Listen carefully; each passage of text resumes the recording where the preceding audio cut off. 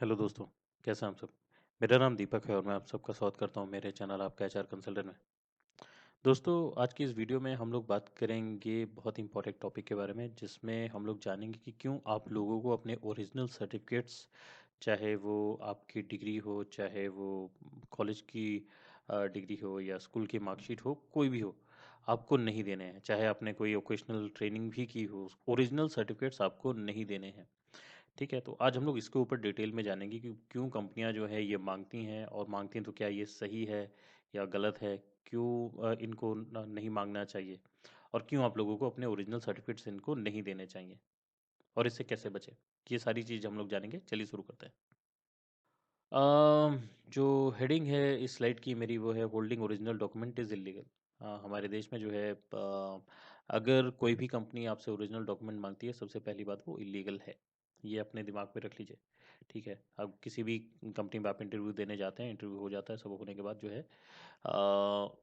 अगर आपसे ये डॉक्यूमेंट मांगते हैं तो आप साफ मना कर सकते हैं। Many companies, especially in some industry or region, may ask employer to submit their original document or professional certificates as a security measure. वो ऐसा करते हैं, वो एज ए सिक्योरिटी मेजर के तौर पे रखते हैं। वो ऐसी कंपनियां करती हैं जिनको डर होता है कि हमारी कंपनी से जो है एम्प्लॉय छोड़ के ना चला जाए, इसलिए वो करती हैं। लेकिन ये गलत है।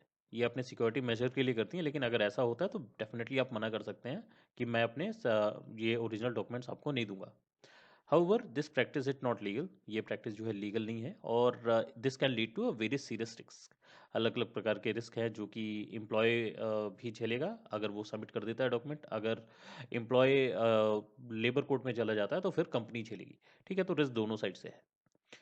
और it is illegal for an employer to retain an employee's original educational और प्रोफेशनल सर्टिफिकेट। और ये पूरी तरह से इलीगल है, जैसे कि मैंने हेडिंग में बताई है।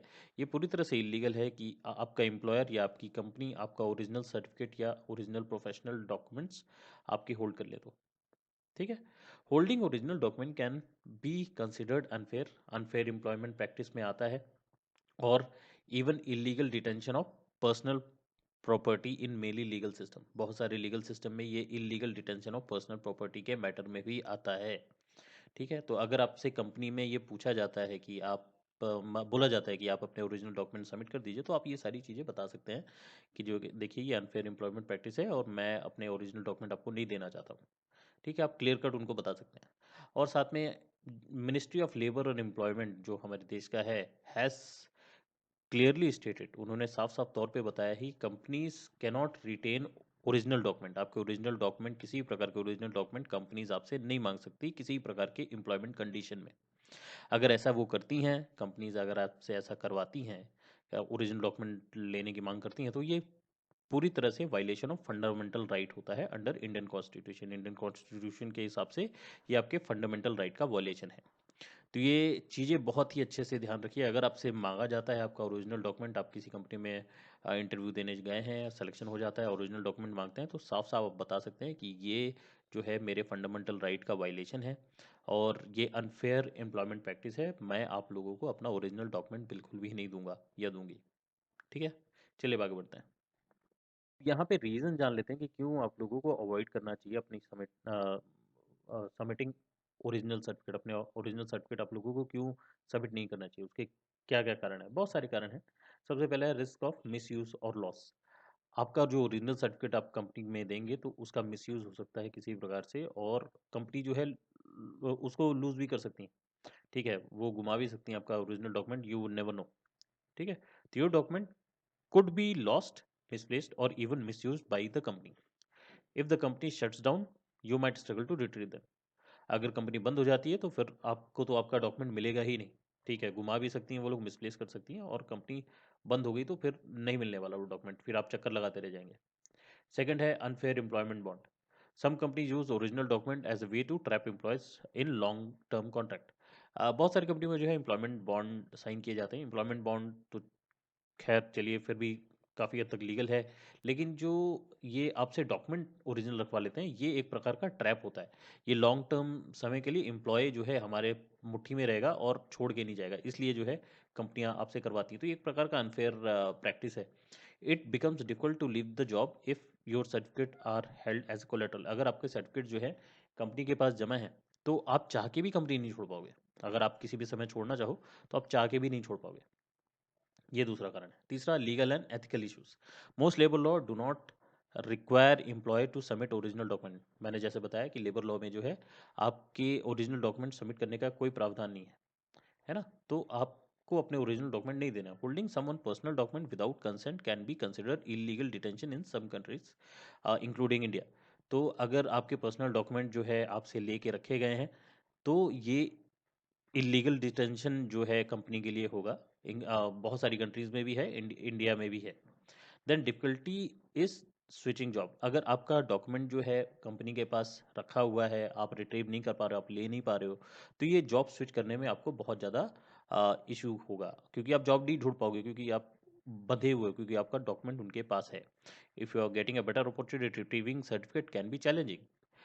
Some employer may delay or refuse to return them, forcing you to stay longer than intended। जैसे कि मैंने बताया कि क्योंकि आपका सर्टिफिकेट उनके पास है, इस कारण से आपको ज़्यादा दिन उनके साथ काम करना पड़ेगा और आप स्विच नहीं कर पाएंगे आराम से।